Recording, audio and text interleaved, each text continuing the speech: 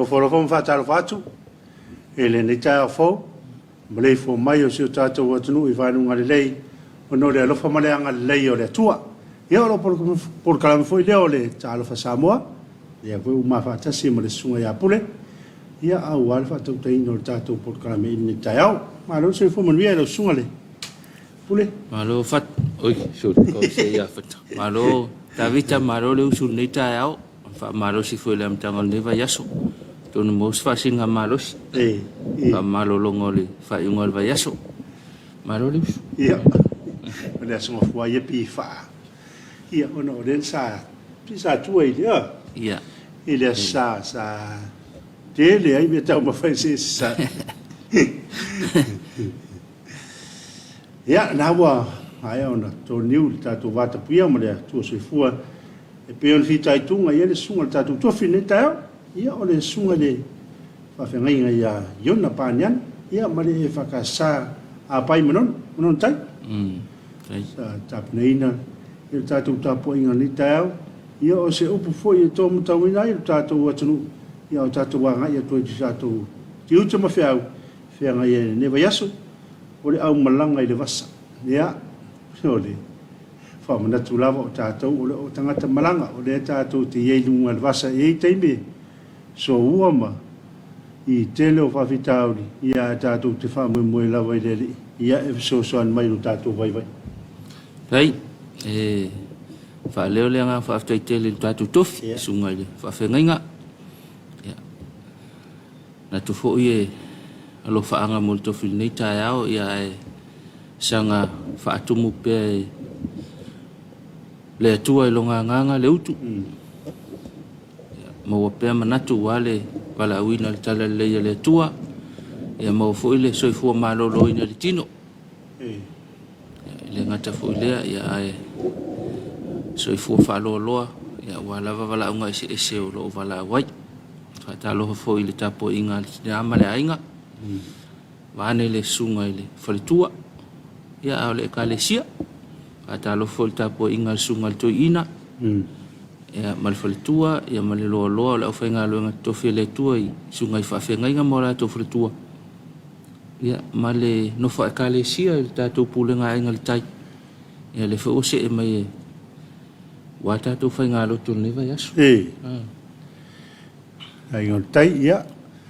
ata lo fa to fo I se ta to tu mai lawa sa wa se pa ia ngalela ia le motele sala fai a polimo monono ia se pa ia mai tu mua nei ata lo foi le motu sa ta po nga tuila manoa ia fa ta fa tu ia ta foi ne ta to pa anga o sa lau ia tunu e mau o ve lava ta for kilo pe o e mau o me nei por kalame ia fa ta fa tu lo ta fa Samoa ni tao fa ta lo fa ta to lang o tu tatou fale o loa le Uncle Johnny tu mai pelo na tau au ia wala lang ino tatou Talofa Samoa le ngata fo ilea al mtanga lo ngal soifu malolo ina ile vaenga o le fatau ina le sua suso tina ia o tau fo ina o tina ma pepe fatalo fatu le alfa mai nei taia fo ia malo lava le folau via le ri fo tatou sopo mai nei fo aso fa popo ele aso tele o lo to so fu ma so ma o la vai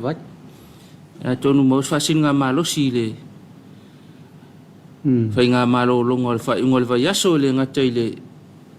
malo si fa le tino malo lo mai mapu fa o mga luenga ia fa pe fo ia le fa singa malo si fa le nga luenga la fa nga luenga e wa le vanga le o ye tulo a wa I America yo latu wasane o la foi tapena ia I sauni o ia ia ai mo vela la tu fa pusa ma le pena ia o tapena I sauni ngalo tu le ne yasa ia wa lo wa so fo ma tu e se tato yaso ia tato te I pele tu ia ono lan tau singa ia ti tato ia mane tele le fa la wi lo le vanga le fa le so fo marina le fa tawena le soa susole tina ia toi fa manatu mai tatu lana pe ia wa ave mama ina tatu ne vai tau ia ne me pe wa nau telefo ia tina e toi fo ia la to nga ia wa whātamalai nei tātou whānau. Mana ia rona tūnau le. E rongo whira tamu lava le tamu i titi o le sa tau mawha ma umiona ia le susolon tina. Ia o tamu tifunga pi i aruna e lofa i ona mātua. Ia o le tamu tifunga le ula vale ia rona uia. Ia wale i whai ona ula vale tamu i titi ia ona o le whatamala fwere tina u vave ona vesere. Tia se manatu na le sa ia i le. Ia o te longa uia sa o te ia so tanga o ei. Ai ke la ngonga ilis ka mai ke ala nga ula vale tavit. Nga e so long ka ma pe so long. Ola fa ma o ni astina fa susu. Ai mo kwa ula vale o ko inga ia so ia. Le la usa ula vale al ka me kikile. Sa wa ki pik o ula vale ko inga. Talofa i tamau le kalesia mo la tu faltua le fa mai nei ta fo e u foi manatu a fea le vala awole tua nei vai tau ia avia la vale lo fo le tua ia manatu manuia le fa mai tamau le kalesia mo tu faltua le ngata ile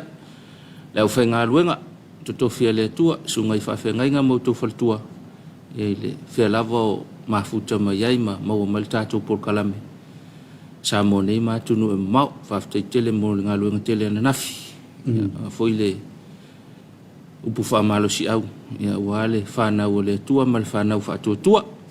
Talofa foi fa ululunga mal fa nga luenga so se kalesia o lo fita itunga awal tal le li i so se falesa so se kalesia i sa mo nei ia ma tu no mau fa Talofa tu Talofa sa mo e te tu la fa ma ni ta ya ia Talofa le tu pal malo ia mai lava la fionga le malo ia la masiofo o le fono suito fia mo faltua ia o le tama tai palmia malan cabinet ia va pele fionga le fonga fetalai ia mal parlamento Samoa ia va tar fo le tu fam sinonga no fionga fam sinsili ia o fam sino ia o loia ia la ngona ia va tar fa tu po krami ni tao ia wal fa me foi e fe ngai foi mo tiu te mo fe ia e fe ngai ni asu e ngalo foi fa Talofa na yo tato matua to tausi le ngata i tono mo to malawa nu malal fang ia va pe ia no fanga ia pe o nei ma fanga rele ia ma no fanga de i pulotu ia i sa longo le mo tinole ngoa se fa penalo fa ngoi nai le no fanga le na yo tato te mama tina ma tu le mo tele slava ia e fa Talofa tu le Talofa Samoa ia fa Talofa ide nei tomo sa ia va pe fu fa ngaluenga o ia fale pa va pe ole ia no tino le fale le mo tele ma pu fanga le ia o lo fa tau tsaina fionga tomo sa ia va pe fu mo fa ngaluenga ia fa Talofa tu ma lo nga lui ia ma lo foi le tau simatua fa Talofa ta vita ia ila tau sa ngalue na po ia me se al mta ngalue ngau leo fal pui ma leo to fo taina nga to fo leo mta ngalue ngal so fo malo loina o le vai ngale vai tele le malo se anga fa el tise ne fa pel mta ngalue ngal sua vai o mta ngalue ngal fui mu o le uso le leo po ia leo po ya sa fe ngai mga luenga ya po fe lava le ma wa foi vai nga na tenga lue ya le ma wa mal tatu fa Talofa ya fa Talofa nei mo oi ya ma auto ila tau sa nga lue ele vai nga sa fa ngotan anapo le la wa ka wi ngo foi lu mo lo wa e mai fa ya ka fa Talofa ku lo ya ma lo lava tau tai ya fa va sa yai ia tonu wa kumu le ola le iwa tapena ya mai il maketio i pia ia pek pena fo vi fo le awala ta faala ta fo le awala ma va ngu fa pena iwa ile si ko nga fa ngo ka fo ile ka fa longo ko si nga e mai al faiva le wa ku le fa ka wi cha e mai faiva le tu ia ka e ka le alu fa ta ia e si lola ka mahoi le ma ia ka e fia i foi anga le ana kulula ia vaku ile ai mai le tupe fai atu ai aso ia i te fa longo i fa pena ele tau tulia hoi le kolus fulu kawi per gaming ai kolus fulu kawi aso ia o le ale kupe e avatu ia e maua mai ana i seiling ia so ia ia o fea lava o maua mai le tatou fa'asalaunga sa galue ana po ia malo lava malo galue ia malo foi fa'atoatoa malo ona sa'i le ua mapu ane ia faisina fa'asilaga malosi faisina malologa ia toe tapena ai fo'i le sistemi o lenei aso fe'au magaluega a o le fa'atalofa ia mo i latou sa galulue ana po ia e pe ona saunoa pule lau faifaiva ia ma ia pe ana fa'apea o le a nan ui urunga le vanga le non tau le sfurua wa o mala sa alu no mo le faiva na po ia ia wa no ui e se le tele yo fatau yo ya mata tua i toa mo o vai loa toa mua alu watu ai puipa o ina so le yaso ma mai lava le songa fua e tau le e matua i tele lava o le ai nai ia o foi le fai tio e le tue fa tau pe alwa tue tangota ia ia wa ia mo fa se fai ia nga le se ngal bunga fai ngofi ia le ia ai fa malo pe fa malo atu ia pule fa talo fatu ia i fai foi mo tiu te sa fe nga ia o lunga le vasa wa o le melo sami wa le tau e se me o le tunga mau ele o se ngalunga ia wal mana tu tuna la so na fe le seila o le seila le sa pisa fa tau ye le tu da so na fia tu ta tu te lo le lava e pe fo ta tu va ai lunga va ai fe ai va ia tu fu le seila ia mana ia mta fa yo ia wal fa tu te ia ele ngata le saunga le mu o le pase se i lunga le vasa ia o sanga le mu o le pase se i tonu la le va ale fa ngaina ia me le mu le nganga le fa malo ia to na fa to e mari fu mai tau tua na o le na wala mai a o le mo vela tu tia le al tamama tina matu o fiu sto ina masino matu ai e fa talia a fai o tuai le aso ia fa wau i tu foi tau ia o i lava tau na mo e rei fo mai ia wata pena ino ia o tau singa foi a wane o tatu matu ia fa be o tatu wainga manuia nei le ofisa o tu tono tatu e kalesia au ona tuai tatu au nanga le fakasa TV televisia lo wainga to file mu foi le fa mai nei ta fo nga o isi kamanga nga isi ka vale ye usul kai awa vele o so ni sa u ye ma le si pasi nga kama vole le afi le la tu afi ya le la tu la ta vale vole le se uma nga fel pasi u sa u se le la ko afi ele la ku pasi vole le alu o afi le a pe la ku fisi ya ku o lu ma vole le a le pasi u mi vole o ngofo ma fa pe sol pe kau ese ma al kaya po ale se vale mai nei tau le ono fa pe kaya po ale pe kau ia o ka vale va nga fa pena ia fa le multa ya fa le multa ya le ya o uli me yo ale pe wa ma nga vesi ma fa o la wa ta vale au le ma le kaya wangi ya o nei va nga fa pena o mantua ia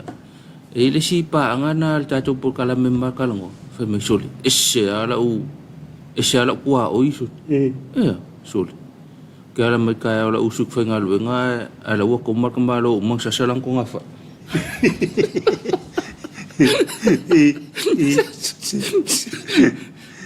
me kam soli ke ala mai ka ya ole soli wa ya ko ma ko nga fa e kambalo sasal va ya o fa si vai fa le lo kwa oi po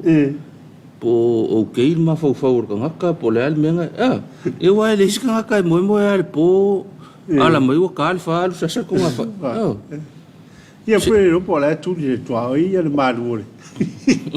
o tai a wana Ngal Paul mera foi ol fala vela ngai ngai sa le in fofoanga le di ile mo ila lo fa ima ba pena ia fa tu fu e ka masal salo o nga pi e sia nga le fa ile ele o feso ka ile nga fa tino ma le taimi sa le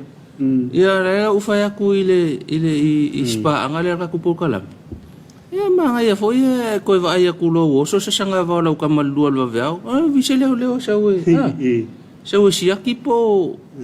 la okay po la okay foi le wa il me foi le que le lo po la fa Samoa ale ka o New Zealand ma Australia ma America o le welfare check le fa le ka nga lo nga le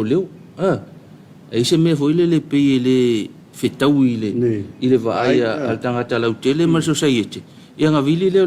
ia nga male le fa me nga le welfare check fa ku vili le so fa le welfare check la ka mal va vea pe a ko yo so nga o ile tu pole mele o nei tato tu no oi wa am tam si fo na me po na lu ia tu elo tu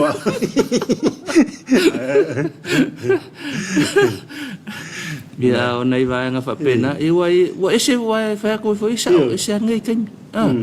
e ka nga ka pi e se ara ko me fai le so ta i mal kai mi le mal kai mi la ia le pe o ia tu no mau yo o la ke asu ka sil po la sa un ke mo va ku la ko lengi fo ia ina ia pe ele ia fa Talofa ia pe fa pe na ele o foi le o pa le ni le fa ni ta ya no ngol tala ia ele tu sa mo fo yaso fa penale nga ingol ta tu so fo mo le ola fa pe foi wal fa mai ni ta ya wale i se me wa fa la vea le ala file mu ma le ala fia ia maulo on sai fa to le lo ma fau ia fa si talo ile tua e so ani mai po le alfa fi tauli wale taunga mali e fo ile ala mai ia o te manatu ia e mai fo le luas fulu pe tolus fulu minuti ia o to e mawalo ma fan yo fa nga so lo fo ile fi au ne ya so mawalo manatu ia o le alfa fi tauli e mo fo ile awala to e fo la me ai me o tup pe fa pelanga ile kukusa uma le ala ka kaya ya le ala le ta ya fa Talofa tu ta to por kalame ya fa ma fa na tu fo pe fa pe le tonga mali le ala mai ya ma fa Talofa tu fo ile ala fa yo sta to tu no ne ta tonu ale tu la fit ya le wo ta fit ya tonu ai la tu se ya sa fa fianga ia te tala e furi ni tau ia wale mai mo fa fonga mai tato o tunu ia la totu de sunga ya to ia mo tato va fi fianga a to tari mai ia ona fa o ni lo po kala me o Talofa Samoa Sawia fa sau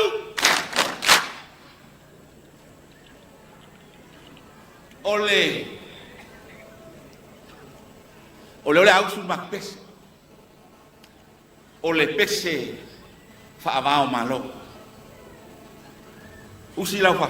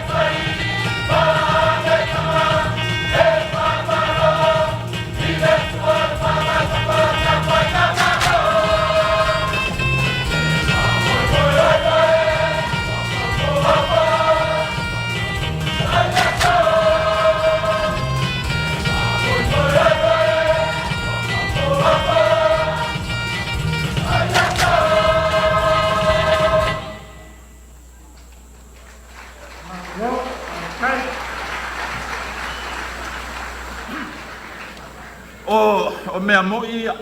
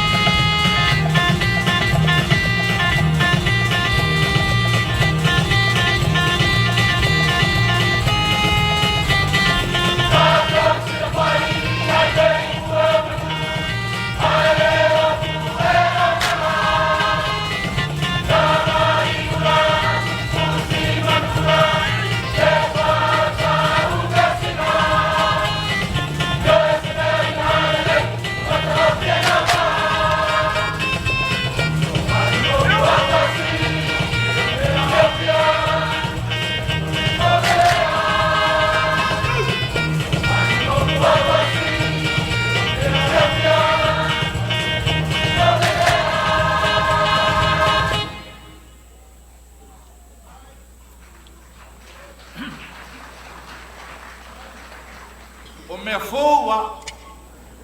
e leo mi faki kuate. Whaptai le atua.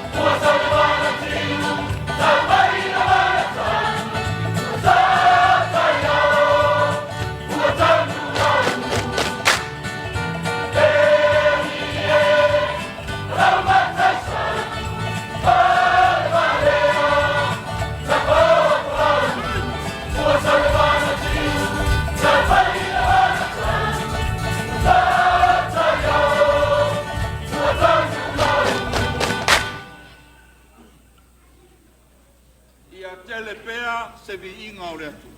No!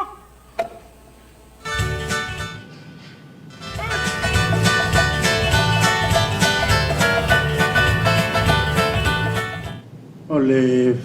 avianga ia professor mai le avianga sana. Wa. Ia. Ana i. Nei te wa seka wa e pe ya sana.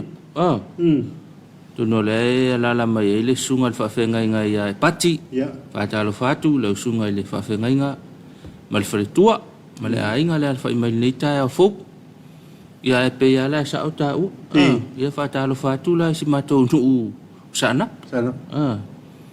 Ma lo le alfa email nei ta fo ia manatu manuel ta to pitonu sa na pu mala tu sa fat le la pitonu ma lo le alfa email fa Talofa tu ile o tele ta to nu ia ta pa au ma inga ia fa fa le polunga ma le lo le nu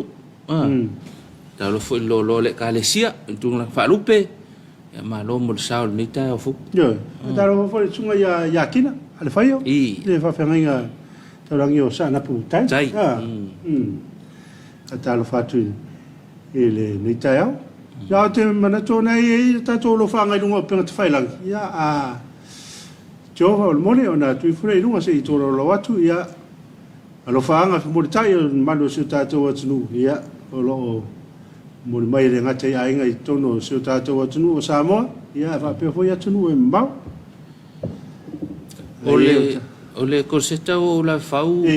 pe ya ole afolfitu e tato fatal no anga le afolfitu au tali ai tato lo fanga pelna tete matayo taya manuia lo sa se lua ma lo la vale usupo ma lo le tautu atunu God bless fa tai pelna tete ma lo ma futa mal tato por kalame e fa tai mo le fatula po ana tu mai mo tato por kalame le tayao ma ngene la fa mai ma ngene fa ma futa mai pelna ya mana hamunianga nive pero ni se le sa ma lo so fua lange ma lua va se lua lo fanga mo le sua ve fa ya lo keni pero ni se le EFKS EFKS ai lima fa tua ma le nga tua vai lima ya lo fanga na mo me mangele i New Zealand Masta fa Talofa tu ina ia umatua lo tapua i mai inu tamaya ale le sulu aleki ma le tinaya tapu taua alofa anga e watu i New Zealand le fu i wausu manuele ne yaso malo masta malo le usu vai lo saunga le mu alo sio langi malo tuki fa Talofa tu i sunga ni tayau le te atu i le wausu mo savai wale tu amatali ai o ngalwenga le ne vai yaso i le aonga manuele lua fa tai alo sio munia fo ya nga fa ngeso fu ni ngomel tangata le ai fa ya nga savai po le usu mai mo pia malo afa pia na te mau ma le tatou fa sala ngo lungo le va ya fa malo atu le kapiteni sui kapiteni ma le pasese vai lo saunga le mu ngalu ani ma le tatou o va pelna te ma futa mai se mau mo pule pauanga ngaluenga e u i lunga vai o ya pe al fa nga fa va le tal no mai pelna tete ya malo sa o le awala le awale le tamu fai tio le tau yo pa ma venga sa fai morning from Christchurch manuel por kalame va ftai manuel va ni aso ma venga pelna tete ya to fa manuel mai fo tato por kalame le tayao ya fa Talofa fo il tato Talofa Samoa ma lo lava le mafuta mai il tato por kalame le va ngol tayao ya aso mua le va yaso yo la so valu ni masina o tanto sabadia o kuso ya o penat sila valia sa va mai le poro no winga sa pues malo pa Talofa tu le tamato ina malolo ya le sunga ya yo sia vile ya malo tele tu pule mtavita malo nga lue fa aftai mol tau tua fa wau God bless o fa ka sa pelena lo fa anga mai Texas ia Texas alo e fa tai tama tai mafuta mol tatu por kalame le nei taiao mafuta mai ia le sunga to ina ia pena tele mai matango fie ya ta o matango fie le lofa le ni ia utai te no so fumalo le ta rob le te ba tua se mai non sa rob tafa watching from Pangpang God bless ia Talofa Pangpang Paftai o tama ya Yosia leu fai mai wa te ale stasi le uli ala tola so sa Paftai mo nga luenga ya lo fat fo tato por kalame ya manuia telefai nga malo longo le sa patio ia o lupu matasila mai fea malo se fo lo va se ro ne ta mata tu lava il pese a se mato nu o sanap ai moto mai loa lo fa tu manuia por kalam nei ta ao lo fa mai nei hawiki I au kilani ya Talofa tu hawiki o Robert Peterson ya Talofa ai mo lo male me so Talofa lo sunga manuia le lua nga luenga ya le foi usau ni atu nga luenga manuia le aso lo fa tu Sydney Australia malo Robert o pendito milo sefo ma lota wata I lo sunga lo fa tu mai Napier Talofa tu Napier Talofa tu sunga ya tavita evangelia le sunga le fa fengainga se fon manuia lua va se lua ma lo lava fa Talofa tu le sunga fengainga to no manuia tato pitonu o Brisbane ya lo fa fo tato por kalamel ni taiao ya alo aftai te tima fai fua so fo manuia lua fionga manuia lua so lo fa from Christchurch New Zealand ya ma fanga aftai tele tima manuia fo le yaso io no feau mo no tuti tau tuana le ofu mafana fana ma faisina malu lu tato ina itala ia fa longo atu ya le ngata fo ile ya ole o top top ya lo ta avale fa ko le le ya ma ko ingei fo ile le se le lo fo le o se le lo fo le o fo ile le ka ofia lo ka avale ya la kulo kuli mai lungole e fo ile le fa malama ya mlo tala no o ko inga soli nga sawa kam ole memo mo ka ngo ese I mai I kuale pe pa hoile le nga sawa melai singi ya alu lo le aku mai lau lisi ki hoile le nga makua le fikau ya le ole so ako am sera pa pena na mo o la fa tu au so te te fingalo te fingalo nga la sa na wa pi na to se la wale ese shopping ya wa sala kamera iwe amaka kwar ko se la ese sala lima kala ese sala lima tala ya vai fa uta le tawa vena lo ta vale ul skai fa ilo la ul tele e fo isi va nga fo ke ia ile o la alu lo was lo ka vale fo ile ke ia ile si aso ke usuma so la ku akul kusit pusamedi asa kakala kusol ia ole sala tau tuana sa ngale mu ta wa fo ta longo mai mo tato ia fa uta lungo awala ba nga mo fa pena mau sita ile sawa fa ta pula ole awala ia fa mai fia selau wala nga ring mak selau ngi nga o ko nga ya ko mau ya ma Amerika le lope o selau mo kup Samoa ia ile ni fa lo foi ta mai le sa ta le no winga freeway mo me o nei se mato tunu ya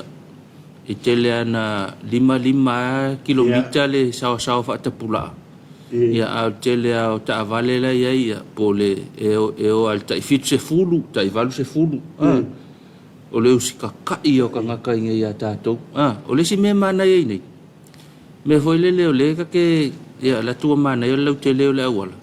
ya o le ka ke ia le tipia ta ital ta vale le ku ai ki pi fo ya ka fai o le o soi fo yo ya ka fai o nei va ngana va sa ngale mbul ni ta yao afa pe o le wa nga mai le utan market pe ta nga ile wafu ya va ile uta po sa ngale mbul le va pe fo ile wa usu le aveloli le wa usu ta pena le fai ngale awala I tua ya na ya o so nga sual palpala ilunga mali to ulu lunga la oltel ya wa pe fona ka pule me ane o fai ilo me sinona ya wa ele wala le I mangya le sa mai o va se area mai le nga foi I sa le ga ilunga ai lo tu le wa era tu I fa tu io ia a sau mai o va se ki wei le a sau mai u te mangi stop sign le ia a le tele o istongot a fa pe o ki wei ma stop sign e kawanga ku ga ka le stop ai anu ga ka le ki wei ia le ke ga ko so pia le a o mai na pi fa o nga le tu la fono le ki wei le tam al me tatu stai pe I fai lo a fa mai stop no winga tau na tu ya ki wei ya no winga ki fai foi de ngai ngoi nga tanga tau no ona ki wei ya tai pe fo le ya maris foi manga toru o manga fa nai tara tu ile a tu de lo ba ya ya lu na ya lu ngai mangi le saude sa mai ko dis ya ya a sau mai te manga ya stop sign na sau mai ko dis ki wei le sign na ya ese mana fam na tu ta vital ni ta yao longo fiale se ngai sama le ki wei ai mu le stop longa winga mu stop o ile kulang ale le me a fa wala ai se me kupu o longa winga mu fa solo ako ai sama ia longa winga le mawalo no e faila le lo fa auto le sama te vai tu lo wakilia le wala ya ngai lo au tatou la le mumu ia makua I ku le ia ka vale ia ku ka vale ele foi le tuanga mana foi famna tua ko setal neta ole foi ole wingo la utala le ta foi ko seta o tunga manga ala e ka kaunga ile main street foi le e o uma ka vale ko kong lo na winga ele kaunga se sign afa pele e ku la loi I mangiangi alunga I oi kodis afa pe ole main street a ko me longa winga e ka ki wei le sau mai mangiang ma ki wei lunga ole fanguatan wale o tu tonu ole awala le ai fulia la le alu ai afa pe foi la ku alu mangiang ole main street ye longa winga la ka ki wei le sau mai oi fa toi foi langa lawa uma sai ne lu me langa mo e nga ku ke me kasi ku lioso ke me kasi la ve sa si fa vitali na mai e te me o to tu fatas ien to fa yo so foi to fa ya paulan me ole fa yo se la fusinga I lunga mo ole awal e ole si mga ala le te I lo va te le va na longo tu tatu proclame o ile le ole le vini le me tu ni vini le pa te a sa ta va mai tu no vini e matua I ono I fuare afi a toa fato ai lo ma ta vale le le sau ele te non va le longo atu la ma sunga fata I te mo e Talofa na wala ya le foni ma ele la vasenga I ngoi o fai ai a o ngai tau na fai ai o le tipi fa pu o le paut ia pure tu o sina fa ata foi le do ya mana ia fa manatu o mana foi fa mana tu tatu tunu e ina ia wala tu loto ngai fa ite na ia wala ia e wa sa le sa no nga se mau o le wala le vini fa Talofa tu fo ile fa fe ngai ngamale tatu nu vini fo o le wala le auto se longa afa mo mata vale se longa ke o mo mai ka vale mal pala ko am fa ngai lo tu o le wala tele ia e mo al mena I lo I fo le tu le wala tele ia wa afa fo le wala lo tonu ta vale anga faisinga fa akala poko foi le pou le fa sanga la tu lo le tanga tai le wala sao tilo le pou lo kwal ka vale le fo mai kom ia po le fainga foi le o sao no e ta vito le fainga o le fainga I le pala au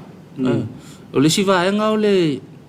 e ai fale o loa ia lata I le awala tele pa kanga ai anga I maa o le fale o loa le Saulua fata. Saulua fata. La tai tua I malufi. O le fale o loal na ia mal se atu fale fa. Kamanga nga nga afer ka vale kong e solo muli lo ai kualu ngala wala te. Ia le ngata I le o le anga ia ana I le au va.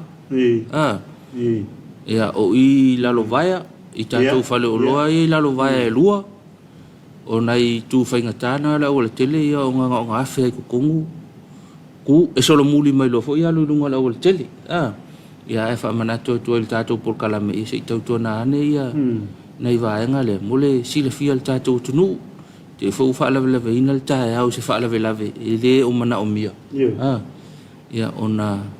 fa le tonu fo ile ne ia so mala matanga le va ia so mana tual telefonga le fa ta u ta wa telefonga ia no le pesit fulu tato tunu le fo wa ia tu va son te nei ia le wa au mai ta penanga so fu malolo ina la pta inga mo le fa mai le o le monkey box po le ase fa sa mo le me ia le fu mai le ta penanga so fu malolo ina mo le no fosil fiel ta tu tunu alo te fa longo lo wa ele tu i Australia o fa mai le o le monkey box lo wa ele tu i Australia ia mo le fa mai ia ko ngu fu ile pe ke wa lo fa me Australia ya ka ko men ka ko pui mo va nga ia le si va nga ta wa fu fa so se si le pa ngal ta to por kala me ia wa isa ofo so le wa kele mau kui wa ve al sa wor ko viki ma me fu o sa le kui o le mai ma le mai ia va yo ma dai ai ngoi ye wa le pa sa mo na mai wa le ka o le chicken box so le me do chang su wa ia le la monkey box ye fai ngoi yo fa mai monkey ta fa pe o na wa o monkey box ma ia wa ia si o po fa per tania le te tu samari ia tai pe le fa la o le Israel ia matua se ale ia fa per tania wa eggplant ia me ata to fa i o le Israel ia fa di usa ata to ia o le Israel te ia ia si o fa per tania matua i vala martatu ai sa le ya la so no mana tua ia le a on fa ta i au fa longo le tala le foi le wa fa ila on fa ta i malo lo le pula on le on fa ta ya tu lo nga lu nga i fa ya on ya o le tele ala le fa le me foi le biggest smallest o fa palangi fo pa fa le ingilisi fa le o fa palangi fo le tallest ngase lo le fa le fo le pula o fo yo ia fa ia le meo le fo le va senga ingilisi ya o mai lo le wa nga le sui le ya la kusitinal na piti mai santam ya la tu no fo i fa ya la fo fa le ingilisi ya la fo fa petina o la fa fo ile tole a fa longo tina so spoonest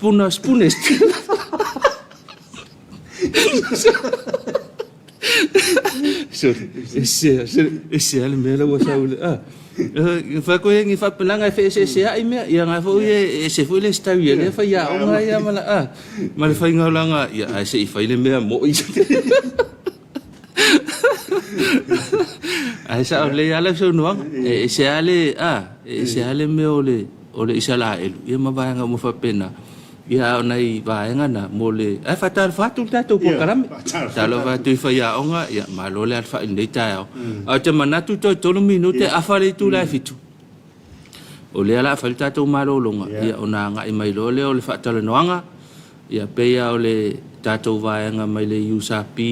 ia la fua le tato universite i fiti le ia la fua o le universite o le Pacifica i fiti mo la tato fa tala noanga mal fa la wiloa ia mo tato le sa ili le on fa wa to fa wa le onga ia o lo ava no al tato universite i fiti ia la fua la to fa tala noanga so nei ia wa ia mata upu ma va nga mo fa pena fa la ulo mo lo silfia te malolonga pupu ia toi fo i mai ia o fa tal no nga mal tato universite Pacifica ia fo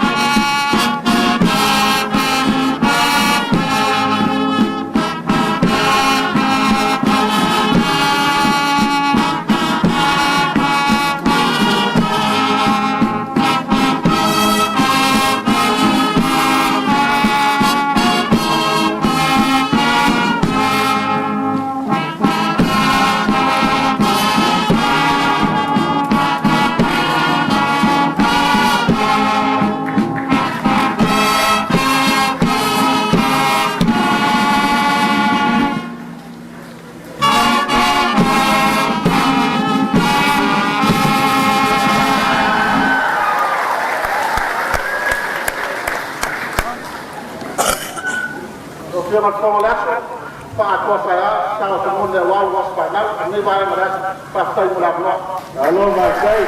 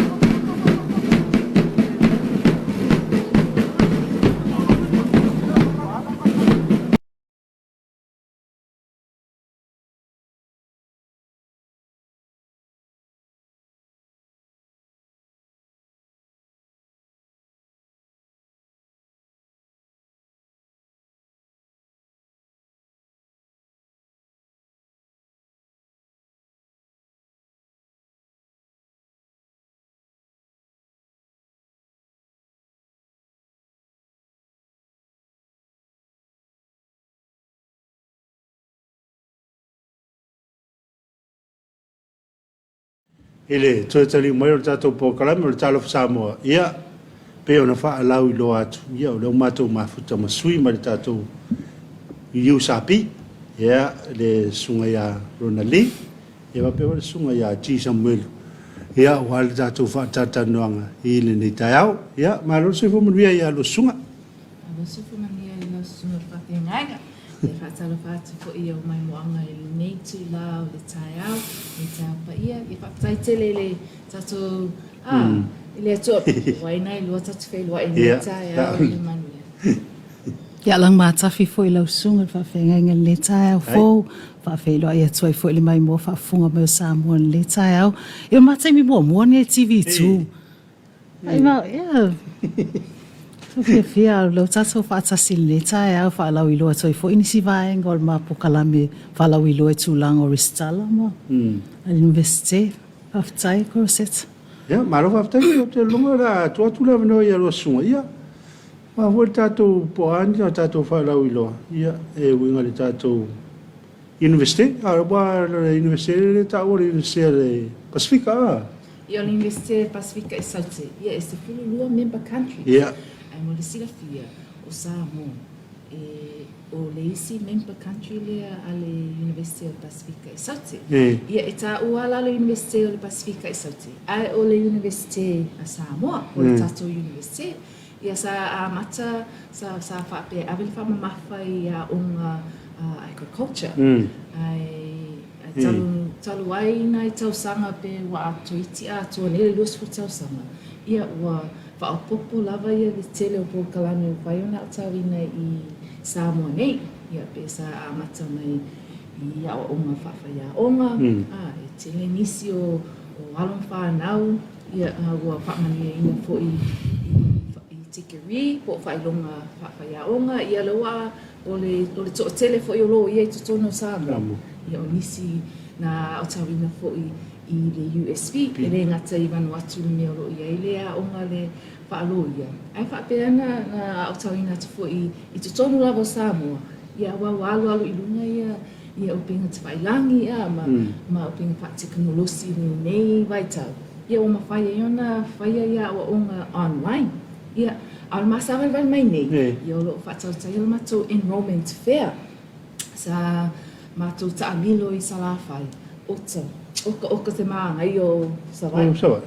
Ia la ngai maanga ia sawai. Ia wa ma o te ne sawai. Ia sa maana ia mako matou taamisanga I sawai. Ia lea lawa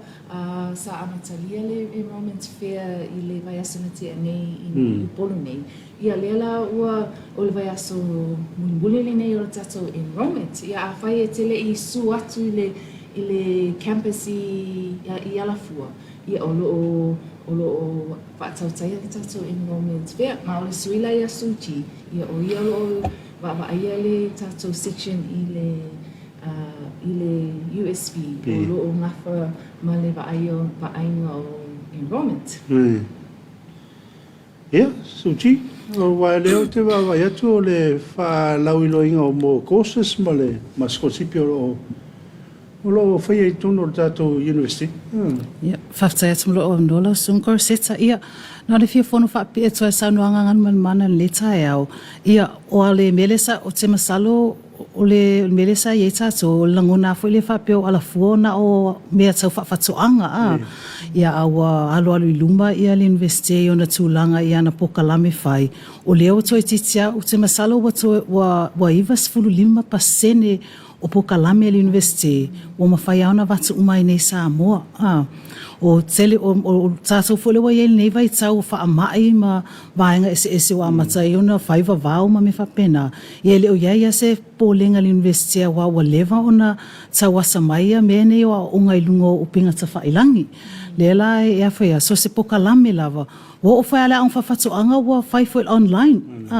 so wa fai tia fo la alum fa na o Pasifika i sau te o malanga mai Samoa ona laua mafai ona fai ile malu o le ainga o tangata i lona atunu i e pokalame whawhatoanga. Ia al tūlangana o le whaalawi loa. O lo tele isi a tātou pokalame ese mai lava le aong whawhatoanga. O lo maua ia vanua, o lo iei le tātou tausanga whaavai. Wa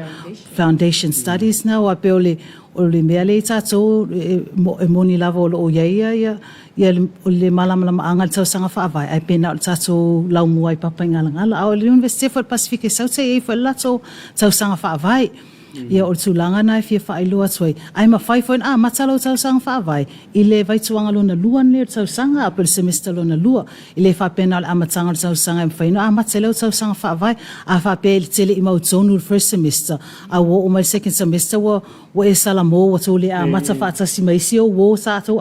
a onga mai i tausanga sfurtolu. O lo avanoa le University of Pacifica i saute lona lau mua i alafua. E whaatino ai le tūlanga, malo whaaloalo. Se whapopo atu ia i le saunoanga suji. I le ngata le tausanga whaavai. Pe o le isi a mato pokalame e se tāua mo whanawa o ngā Samoa. O le pokalame tāua o le preliminary program. Awai e isi tamaitia o ngā wao tātou umalawa nei Samoa. Mai a ingai toa tele. Ia nai eila ngai whanawa o ngai whaafenga tāle whainga o mea oha. E le I au sia la. E le whamamina fo e tongi e te tawana au sia e ulufale te tono le foundation program. E eila le porkalame e tāua o le preliminary program. Le preliminary program, i o le porkalame lea e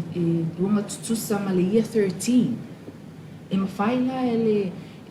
le alo po o se isi lava o lo fia tau mawhai e ulufale te tono le foundation. E mawhai ona ave le preliminary program. Ia whapela o oe le toa ia tongi e wai te tawana a toa tongi e luasi lau. O le Ingilisi ia ma le best 3 subjects. A le toa la le luasi lau e te ulufale te tono o le tausanga whaavai. Ia, a whape tasi se mata o le pasi pe lua me fo ina le o le eva nunga le ki e pasi me fo mafu solo.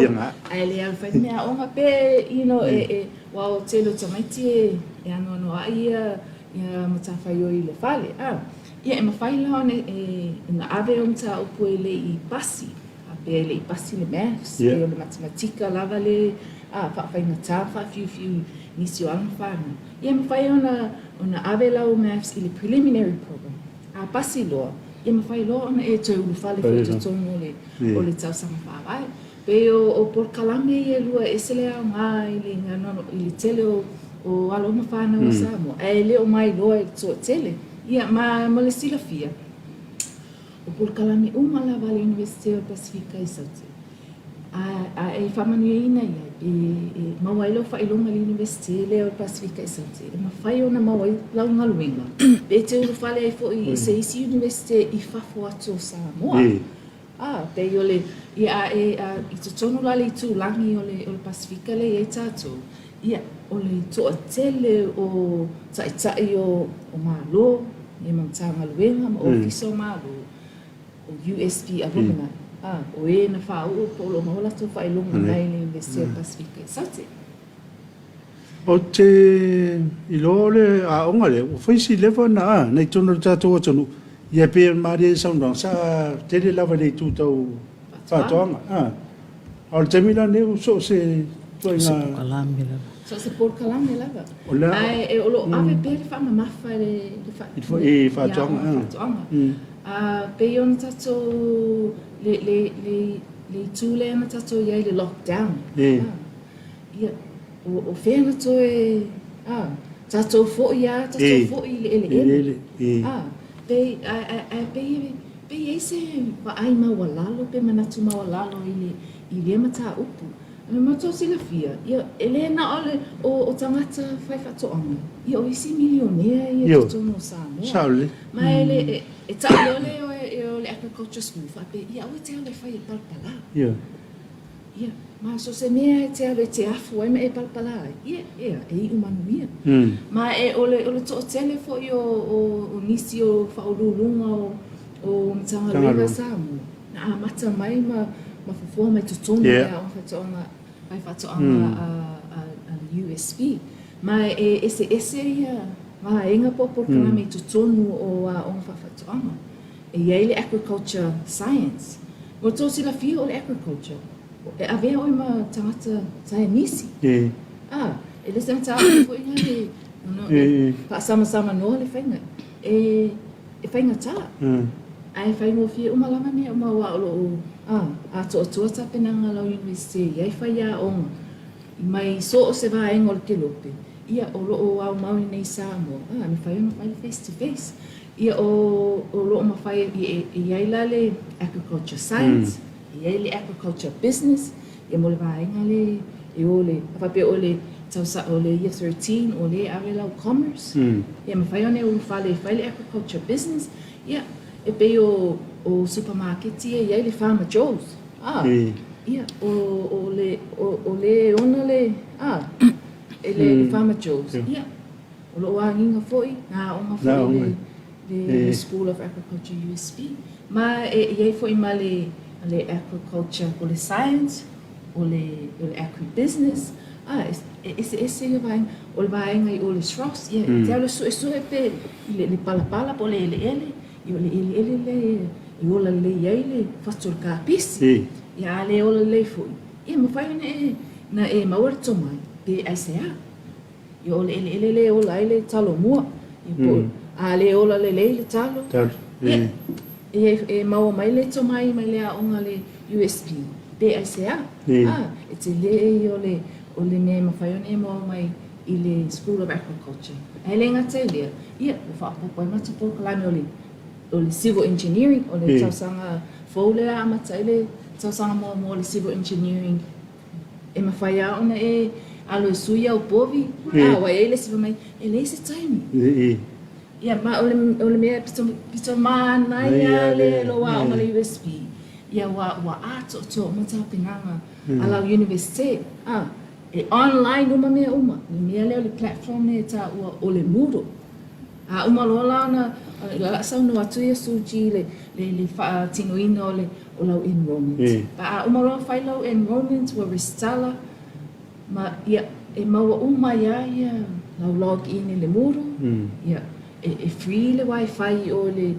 ngate le lau moe i ala fua. Ia whapere matou center i sala longa i Savai. A wifi atua ia matou ia. Tamaitia o mai nei upolo. Ia, whapere fo ia tamaitia o mai i Savai. Ane? Ia, la sau no tu suji la le patino ino le matou enrollment po ame mana mia. Ia, po o fia fo i tau sanga i tau nei au sia tu whale ai.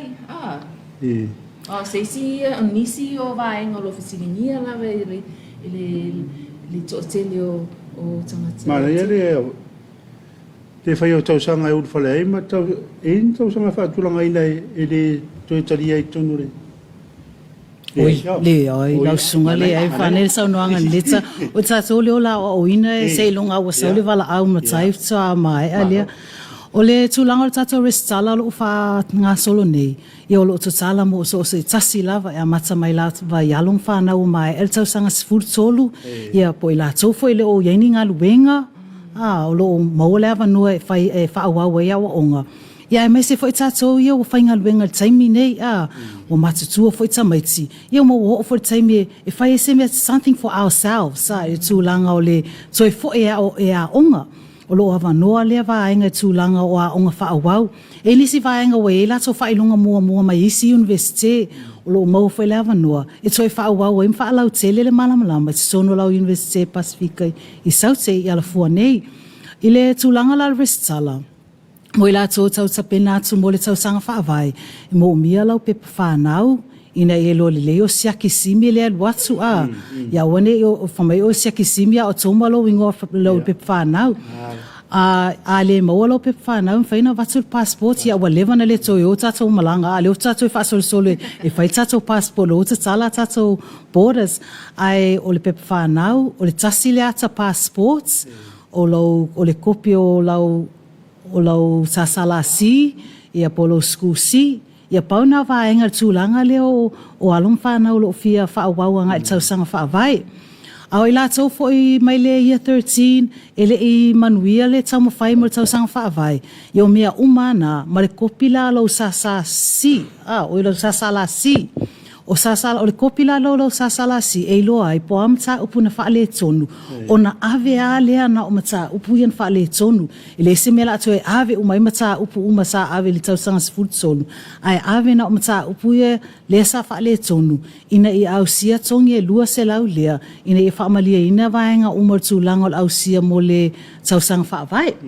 tūlanga na o alum whanau ia i tausanga sifuru tolu ia maleanga i tausanga whaavai ai la tau ia lo o anga ia tu mo vaenga o tikeri ia lo ia le vaenga le vestala mo ila tau mature entry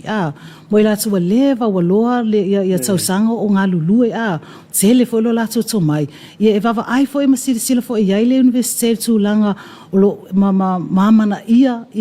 tūlanga o tau mai le mau mai tau sanga ina i tele sa whainga luengai ona avele toni mai le luasful lima tau sanga i lunga that's mature entry ona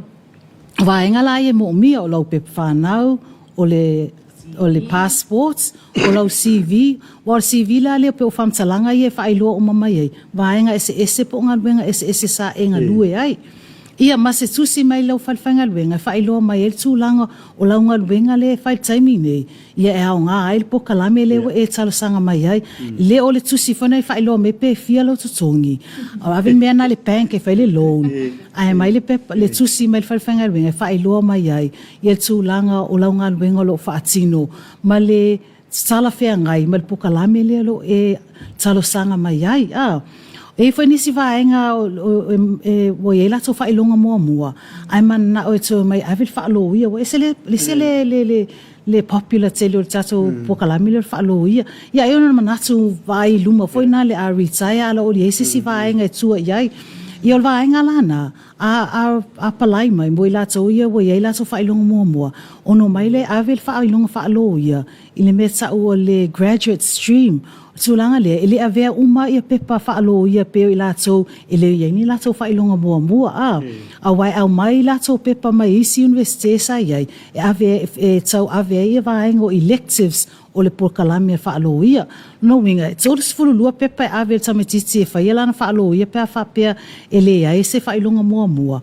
Ai luas ful lima pepa avel tangata le wa yailo na whailonga mua e wa manao e whailana whaalo i e taimi nei a pe o vaenga na le mo mia o le pepa whanau o le passports o lau CV i o se tusi mai whaiwhainga luenga i o pe o vaenga na e mata i tū e lato o la lato vava ai i tū lango admissions ma enrollment a lau universite ia malau whaalo al tele lava korset malau lana mo rungo le whailonga le mo i tunu tato university. Only PhD. PhD, so. Ia le la mate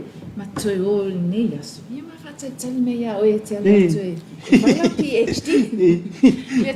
toe a whaapopo atu sanoanga a suji. Ia pe o le mea tuli loa ina mai lava e le tooteli. E fia se tau. Ia mea mua lava. O le restala, ma le enrollment, le ai, se tutongi. Pau ia me e pe ona ta ua le sanoanga suji. Ia, ele ai ma se tino i tupe o ta watu i lisi o mea na o mea e whai ai lau enrollment. Pau le mea ma te tuloina, ia o whaamaumanga o whailonga.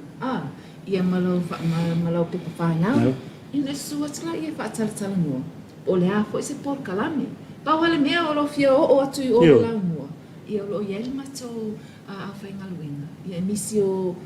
i mato lo whaatalitali mai ia na whaatalitalo no waina la ia whaapea te lo lei ke lunga le fence fo i lei te lo i loa ia lua atua e uma e fo i le consultation ma le a whainga luenga ia o mautinoa se por kalame e whetau i lei le whapea le ngata i launga luenga o lo whaatina whapea o le mature students ia pe tama whai fo i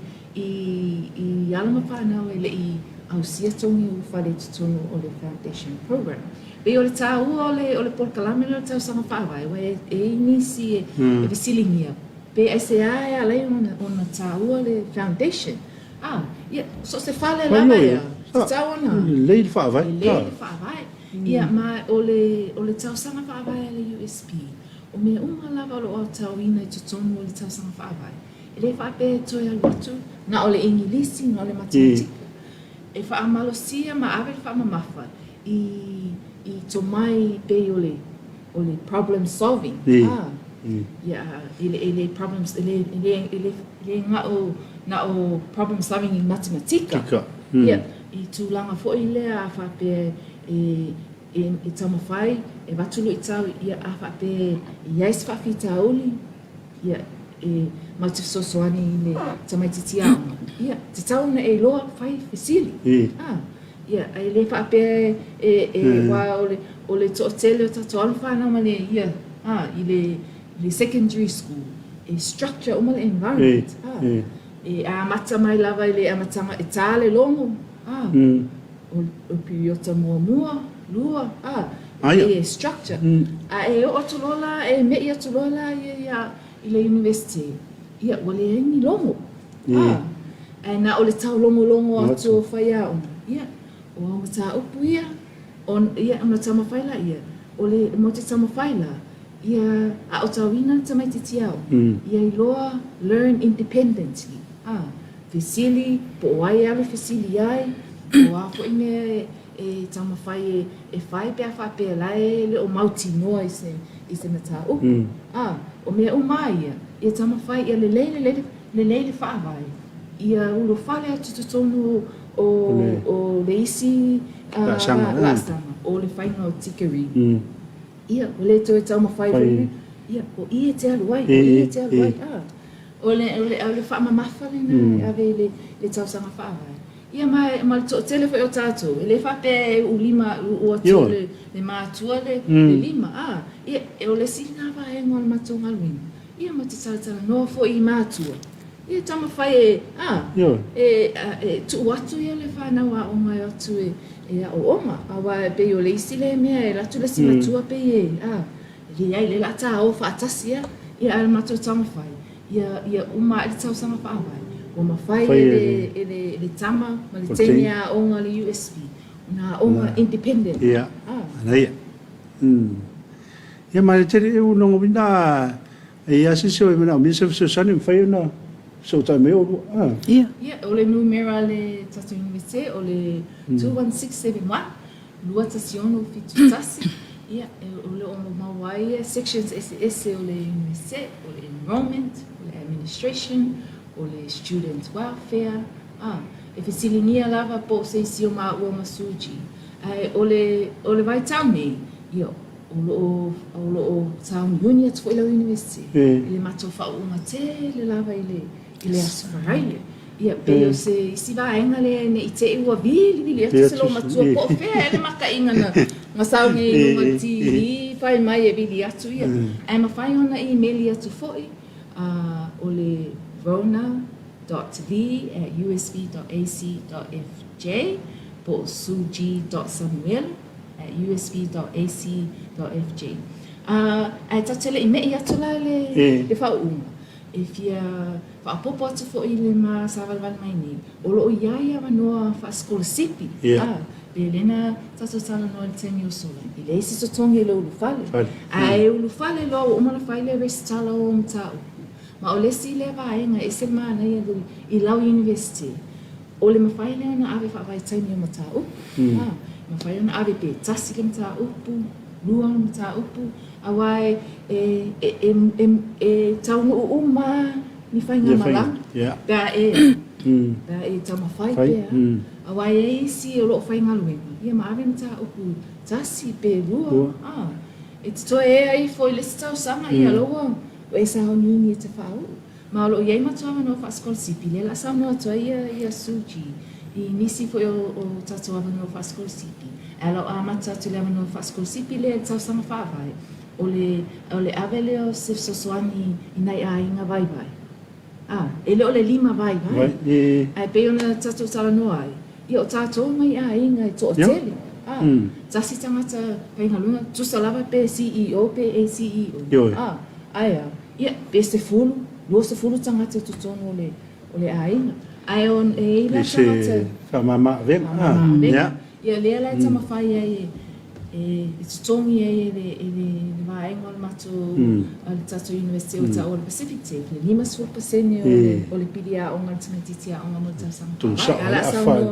ia na ole afala o le pili e tongi ma e malonga e tongi na pili e tele to e su e ina fo ini to sia o le pili le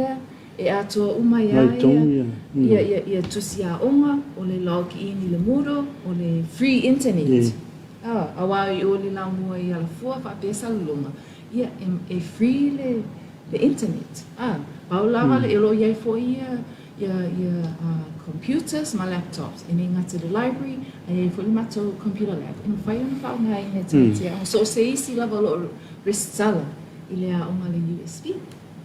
ala sa no tu ia suji inisi amato no pasco sipi ia ta so me ela ia graduation le sile me ona tu ina mai ele amai mo Ia whaftai atu malo o no I o le tūlanga leo le tato o vaenga o lo mau ai le sosoani I taupili, mea taupili. O lo iai le whaavama avenga le universite o le bursary scheme. O le bursary scheme la e ona pepa whaatumu e avele mo I lato o le lusfo tasi afe e laloane le tamau ainga lusu fitu afe laloane. Fiti. Lua iwa afe. O le household income nga et saona ausia ina ia maua le whaamama avenga le e afe tā la fiti o le tūlanga I o tātou tangata o mata wina I tausanga o mawai e mana o I le fsosoani ai le mana na o I whaatumu ia pepa whaatumu fai fo o le lima ma o le mele ana tsa sama fa e so tu lang fo lana e foi la pe pa fa tsumu e li fa mama avenga ai mo ale e linga luenga o e fai fo e fa tsumu ina le form ma mai o mate tonu ia vaenga ese I le tu langa o lo mo mia e mo waile so sani ia afa pe foi e tele fai fo fa tsumu ina o lo ia fo ia le au fainga luenga la so te so sani le tu langa o le afeta la fiti le pe fa manuia ina se tamai titi po se tata onga e sa o al sonu lo pili e le toi sa lo lima langa feta ia le sa lo lima ai fai lo sa fa ia lo anko alu lo ia ai ngalo ele pili le na laina lena na talo sanga ina o le tulanga le leila na o le fa mama avenga le o le sa o le supelea alu tonu lo pili ona fa mai ale oi o tulanga le tsoi o le sivainga fo e sosani fo ina matua fo e poila tolo a onga o le sulanga lea I le e mafaina tongi lau pili ele fa pe e mana o le investor tongi lo le aso le o fa ngatai e ia aso fa ngatai ai fo le ava no e tsara no ai malvainga le o tautupe vainga o tautupe e saini limai mera ia o tu le aso le o mai ona o tulanga le fia fa ilo atu matua ona la fa pela to o komiti le ai e tsona e ale te tsala no vainga le o finance e fa ilo ai o au le si matua le o mana o tongtongi fa vai time ona le tau tongtongi fo isi o fa na le ko lisi po avele o sa mo le tato te ia tato te sala no fa sanga ai mai malama foi ele o ye se sana tanga tupe ye posela au fu mai ye tupe ai o lo ia le ava no e tongtongi fa vai time ai lo ye fa tato sko sipio fa anga Ai pe ona sa no mali sa no ngal mal man o lo ia le tulanga le va ai maulalo i le tulang ai ole va ai mawalunga le malo i tulanga fa fatsoanga e ui lava le va ai mawalalo tato i le on fa fatsoanga ai lo va ai mawalunga le malo mau mai pesco si pe luas fulu i tausanga uma ia ole fa let sa fa ia onga lo o ina agriculture le o ia se fa ilunga lo wa no an le lo wa no ne te lo atoi wa ma fai ana part time for ia ma luas fulu las corsi mai tau sanga uma pe tau sanga mo ni o atoi des fulu iba la ia le tasi le to a fa pela ia o le tasi le a fa pela mai ia fa mo le ia sua tu i ala fua e ma fai lava ona e maua le ava no pa aulo esere ia ma o tele lopet sila fia o ala fua e o lo o au mau ai e lo no fo ai tele o fa nau mai manuatu fitia se lao mo na tupu ia fa nau o mai le tula o lo no fo ma o nga ia la fu o le va ai mau o lunga fo ile o atu moto le la i Pacifica o lo tato mana ile nei o le agriculture awa o tato umalava i tato anganu ia e o fa atasiale ele ia ma le anganu le ia oferta to titua ia tato le fa atali o le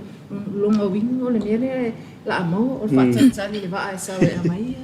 ia mea ai ia o le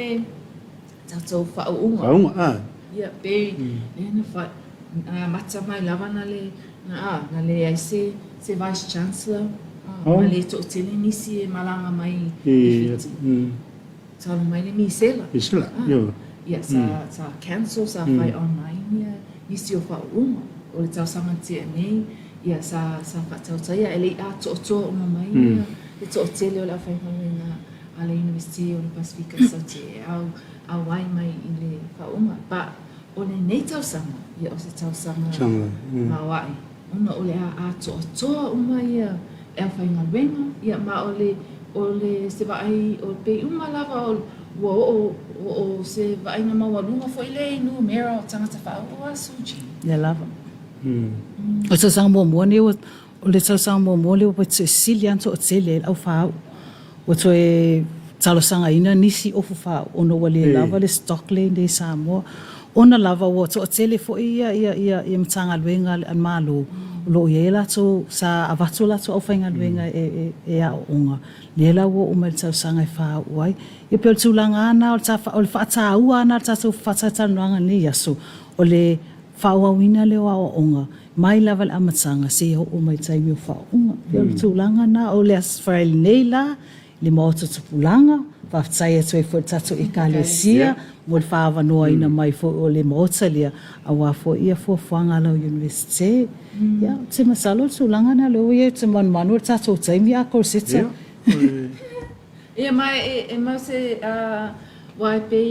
o le isi me tu lo ina mai enisi